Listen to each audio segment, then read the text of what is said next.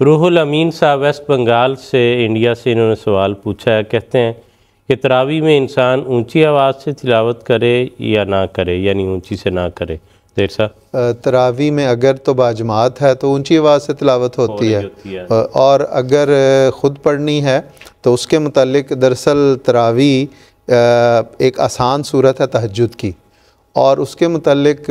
حضرت عمر رضی اللہ تعالیٰ عنہ اور حضرت ابو بکر صدیق رضی اللہ تعالیٰ عنہ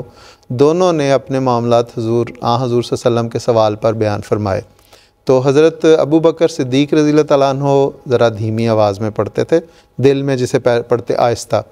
تو حضرت عمر رضی اللہ تعالیٰ عنہ تھوڑی سی اونچی آواز میں پڑھتے تھے۔ تو اتنی اونچی آواز نہیں کہ ساری لوگ ڈسٹرب ہوں یا گھر والے ڈسٹرب ہوں، تو تھوڑی سی آواز اونچی کر کے اگر انسان اکیلا بھی پڑھ رہا ہو تو کوئی حرج کی بات نہیں ہے۔ تراویح تہجد یا نوافل اس وقت جو رات کو پڑھ رہا اگر اکیلا ہے، کوئی اور اس سے ڈسٹرب نہیں ہو رہا، تو کوئی حرج کی بات نہیں کہ وہ تھوڑی سی اونچی آواز میں بھی اسے پڑھ سکتا ہے، دل میں بھی پڑھ سکتا ہے، اور زبان کو ہلا کر بھی پڑھ سکتا ہے، اور تھوڑی سی آواز نکال کے بھی پڑھ سکتا ہے، کوئی حرج کی بات۔ جی ٹھیک ہے۔